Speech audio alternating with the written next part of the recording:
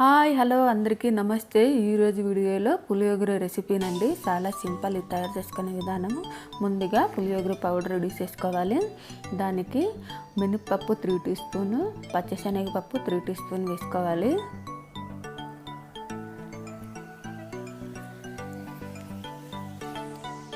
తర్వాత ఆవాలు 1 tea spoons, మెంతులు 2 టీ స్పూన్స్, జీలకర్ర 4 టీ స్పూన్స్, ధనియాలు 2 టీ స్పూన్స్. ఒకసారి ఇలా కలుపుకోవాలి.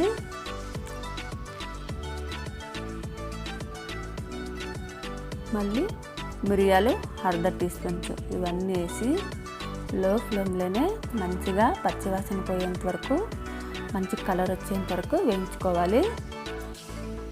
మాడిపోకుండా, మాడిపోతే చేదు వచ్చేస్తుంది పౌడరు.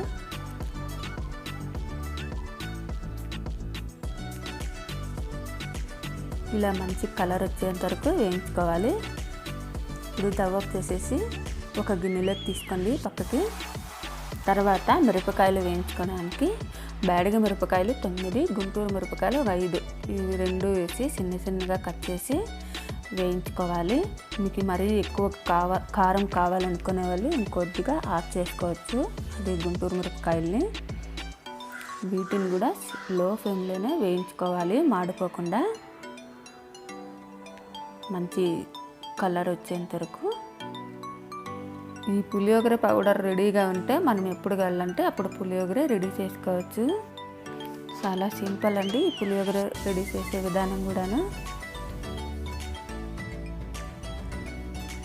బాగా వేగినాయండి మిరపకాయలు. ఇప్పుడు స్టవ్ ఆఫ్ చేసేసి వీటిని కూడా ఒక గిన్నెలోకి తీసుకోండి.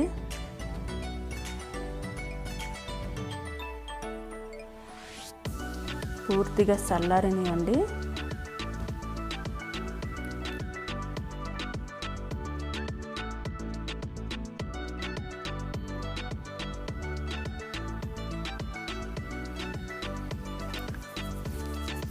ఇలా చల్లారిన తర్వాత, పూర్తిగా చల్లారిన తర్వాత ఒక మిక్సీ జార్ తీసుకొని అందులో వేసుకొని మెత్తని పౌడర్ లాగా మిక్సీ పట్టుకోవాలి.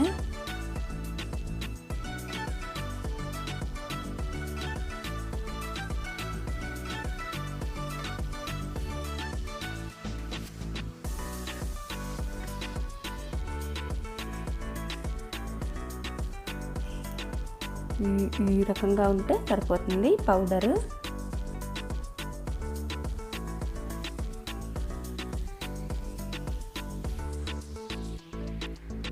ఇప్పుడు పులియోగరే గుజ్జు తయారు చేసుకునే విధానం చూద్దాము. ఒక ప్యాన్ పెట్టుకొని అందులోకి 4 to 5 టీ స్పూన్స్ ఆయిల్ వేసుకోవాలి, కుకింగ్ ఆయిల్. అందులోకి 1/4 టీ స్పూన్ల ఆవాలు వేసుకోవాలి.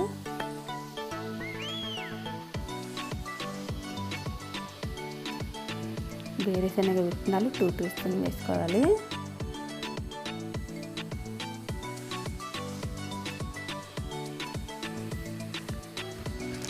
మినపప్పు, పచ్చిశనగపప్పు 2 కలిపి 1 టీ స్పూన్ వేసుకోండి. ఈ వేరుశనగ విత్తనాలు మంచిగా ఫ్రై అవనివ్వండి. మంచిగా ఫ్రై అయిన తర్వాత ఒక గిన్నెలోకి తీసుకొని పక్కన పెట్టేసుకోండి.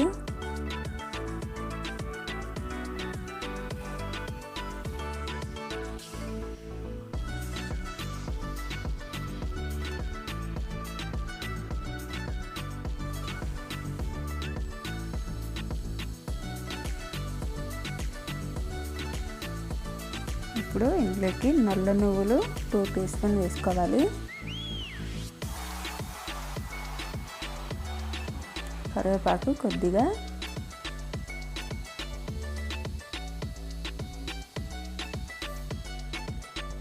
ఒకసారి కలుపుకున్న తర్వాత ఇందాక చేసి పెట్టుకున్న పులియోగరే పౌడర్ని 4 టీ స్పూన్ చేసుకోవాలి.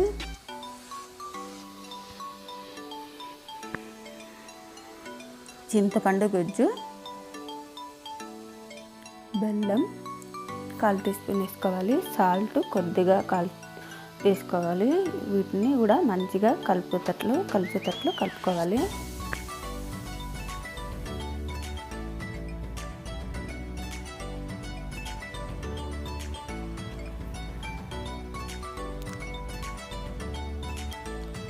బాగా మిక్స్ అయిన తర్వాత మనం ఇందాక తీసి పెట్టుకున్న వేరుశనగ విత్తనాలు ఇందులో వేసేసి కలిపేసుకోవాలి.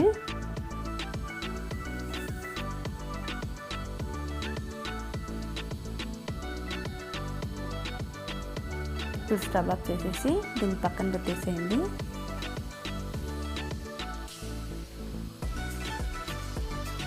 ఒక గిన్నె తీసుకొని అందులోకి ముందుగా చేసి పెట్టుకున్న వైట్ రైస్ని వేసుకోవాలి.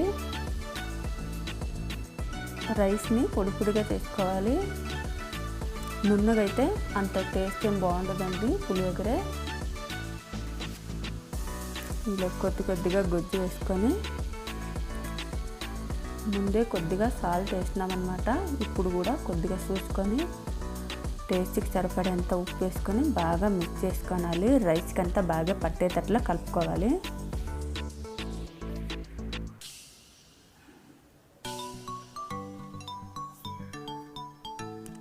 ఇంకొద్దిగా వేసుకొని స్పూన్తో కాకుండా చేతితో కలిపితే బాగా మిక్స్ అవుతుందండి పులియోగరే.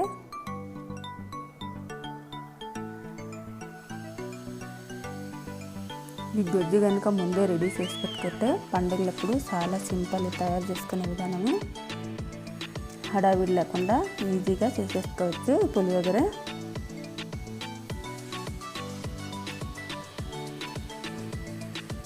చాలా టేస్టీగా ఉండే పులియోగరే రెడీ అయినట్లేనండి. మీకు కనుక ఈ వీడియో కనుక నచ్చినట్లయితే ప్లీజ్ సబ్స్క్రైబ్ చేసుకోండి, లైక్ చేయండి, షేర్ చేయండి.